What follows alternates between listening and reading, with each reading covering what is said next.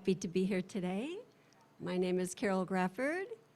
I generally offer a Buddhist perspective when I provide a message for this fellowship. And I've been thinking about mystery. I want to thank Stacy Craig for offering suggestions for a theme of the month. And mystery was the theme for December. And I thought, what kind of mysteries can I find in Buddhism? I decided that enlightenment, also known as awakening, is a pretty mysterious subject. What is it? Anyway, how do you get there? What's the process? Is there a process? They say that those who know don't say, and those who say don't know. But they also say that with beginner's mind, which means not knowing, everything is possible, right? In the expert's mind, it's all cut and dried, but the beginner's mind, everything is possible. So it's a mystery, and I thought we'd just see what we could find out today. So I'll start with, what is it? Is it even possible to say? I'll say a few words that sound like they might be something. Enlightenment. Total, complete, perfect awakening. Immersion in the ultimate dimension. Complete understanding or knowing of life, the universe, and everything else. Those who read Douglas Adams will appreciate that. Is it omniscience? Probably.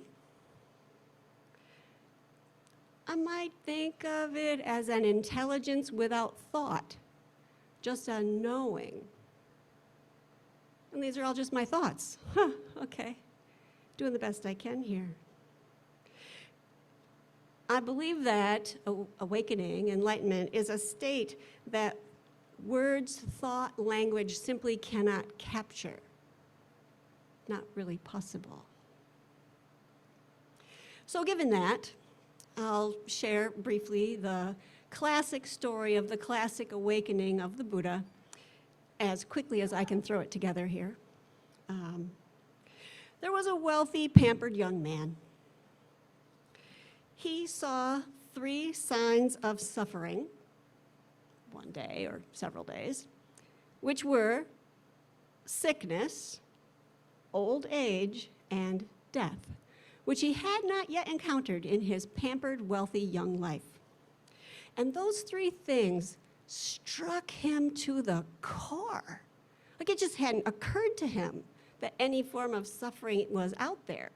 And when his chariot driver assured him that, yes, indeed, not only this happens, but it happens to every single human being, this poor young person was very heavy in the heart. And then he saw a 4th sign, which was a spiritual seeker, a hermit, seeking for the truth. And that inspired him to do the same, and the truth he was trying to reach was the solution to this suffering, this suffering that all humans seem to experience. So he left his pampered life. He became a hermit, impoverished, had nothing. He practiced yoga, meditation, and asceticism for 6 years. He learned a lot from the yoga and the meditation, and he felt he had come pretty far, but the asceticism was not working for him. It wasn't, he was like, okay, I'm doing all these things, but I can't get there. So he abandoned the asceticism and stuck with the meditation, found a tree, sat under it, determined that he was going to never get up until he became enlightened, till this solution came to him. So he sits down at dusk, and at dawn, it happens. Ta-da! Enlightenment. He's a fully enlightened being, total, complete, perfect awakening, immersed in the ultimate dimension, understands everything about life, the universe, and everything else. Yeah. Okay, so that's the classic story of awakening, of enlightenment. So my next question is, well, what's the process? If enlightenment is possible, and that was kind of the point. He wasn't a god, he was just a guy, just a kid. He was 20-something, then he was, I think, 35 or 36 when the Enlightenment occurred, pretty young person. If he could do it, anybody could do it. Well, how do you do it? What's the method? What's the process? Well, I'm pretty sure, at least in this story, that meditation has a lot to do with it. I'm not sure it's everything, but it has a lot to do with it. The Buddha did it, and not only did he meditate, but he continued to teach. He continued to meditate and to teach meditation. It was various yogic forms of meditation that he practiced, and different yogic levels of meditation that he attained, and he taught those things. So we're pretty sure meditation has something to do as a process of reaching enlightenment. And he also formulated some teachings that included the Four Noble Truths and the Noble Eightfold Path, the four truths being, there is suffering in life. There are reasons for suffering. Well-being is possible, and there's a way to get there. And then his Noble Eightfold Path was the way to get there, which is having the correct view, right speech, right thought, right action, right livelihood, right diligence, diligent effort, appropriate attention, mindfulness, and concentrated meditation, those 8 things. And when we say right, what we mean is a way that does not cause harm. Our view, our thought, our actions that do not cause harm. And that's what he taught. So, and then later teachers, following in his footsteps, formulated the paramitas, the perfections of wisdom, which are also called enlightened living. And those include generosity, ethics, patience, diligent effort, meditation, and wisdom itself. And altogether, what these things pull in is meditation, ethics, and wisdom. Those are kind of the, if I just picked 3 things out of that whole polyglot, meditation, ethics, and wisdom as a process. So I recently ran across a wonderful quote. It was written by Nikki Megafori in Tricycle magazine, the most recent one, winter 2023. It is said that awakening is an accident. And when we keep practicing, we become more accident prone. And so one way that I think about this is gradually and then suddenly. So the Buddha did this gradual, long, 6-year thing, and then suddenly, one night, it happens for him. Okay. So that's just a thought to keep in mind. And in a lot of writings about Buddhism, they talk about a sudden enlightenment or an enlightenment experience. In Japanese, they speak of satori. So just a flash of enlightenment. So the stories often go something like this. There's some monk, he's walking along a trail, and then he hears a crow cry out, and he's enlightened. Or the monk who is the student goes to the monk who is the master. And the student wants to know, what's the secret? How do I get enlightened? And the master will say something like, go look at the cedar tree, or something like that. And the student goes, oh, I don't know what he's talking about. And he goes and looks at the tree, and he might look at the tree for 3 months or something, and suddenly it hits him. He's enlightened. I don't know what any of that stuff means. I know those are flashes of enlightenment, okay? And I don't know whether they, in these stories, stay with the person they're talking about the way that supposedly it did with the Buddha. But I do know about Satori a little bit. I myself had an experience with Satori. I don't think I've shared this with anyone before. And it went like this.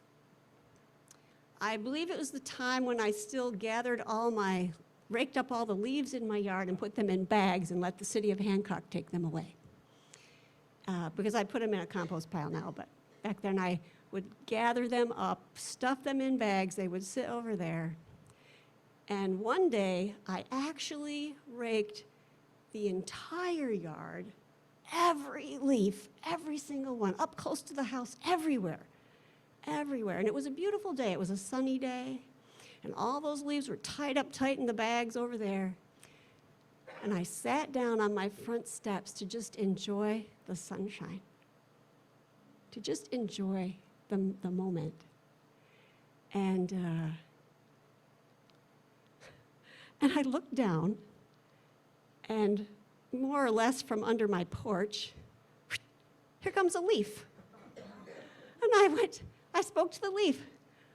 Leaf, where did you come from? And no kidding, I had this instant where I saw in my head the making of the earth, the entirety of its evolution, and all the water, plants, animals, stuff, and trees, and trees, and then the seeds of the trees, and then my maple trees in the backyard, and then the leaves, and it all happened just that fast. And I laughed. Oh, this was how the leaf answered me. And I'm pretty sure they would call that a Satori moment. It was, in an embodied way, it was completely deep. And then it's gone.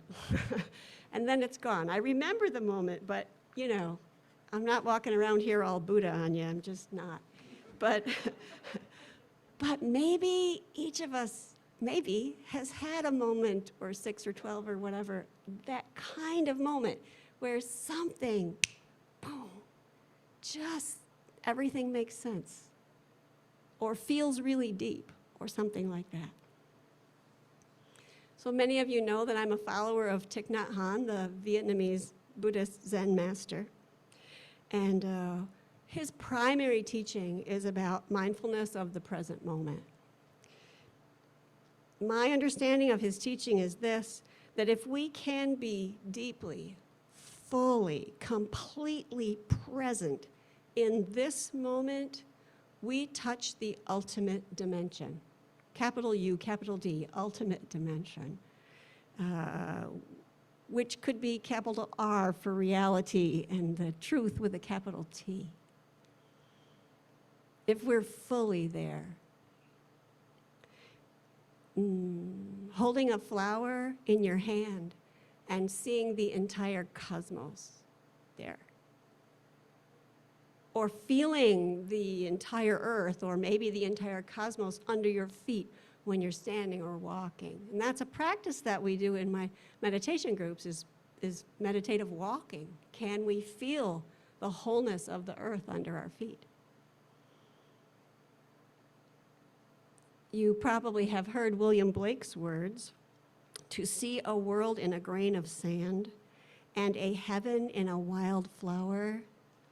Hold infinity in the palm of your hand and eternity in an hour.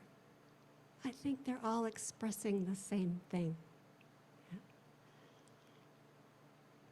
So Eckhart Tolle says, time is the horizontal dimension of life, the surface layer of reality. Time is the horizontal dimension, just the surface layer of reality. He says, then there is the vertical dimension of depth, accessible to you only through the portal of the present moment. I think Thich Nhat Hanh and Eckhart Tolle are teaching exactly the same thing. They just use really different words. Eckhart Tolle says that being in the present moment, what he calls the now, with a capital N, is the only true spiritual practice, which is quite a bold statement. But I think that's what the Buddha was doing when he sat under that tree, fully being there. My understanding of what Eckhart Tolle is saying is that now is all there is, that the past and the future are just ideas. They are not real at all. The past and future are like a dream. And most of us live our life with thoughts about the past or the future or something imaginary that didn't happen and probably won't. And if you start to pay attention to your thoughts, I certainly know it's true of me, yeah, that's pretty true. So he says, now is all there is. I was going to look up that song, Life is But a Dream. I forgot to look that up. Oh, yeah. Maybe we'll hear it in a minute. There's a quote by a character named Tiffany Aching in a book by Terry Pratchett called The We Free Men, which I just love. She says, "The secret is not to dream. The secret is to wake up. Waking up is harder. I have woken up, and I am real. I know where I come from, and I know where I am going." Seems pretty Buddha-like to me, yeah. So, when I was thinking about preparing for this, I was sitting in my normal morning meditation, and I had thought a little bit about what I might say here, and I let that go.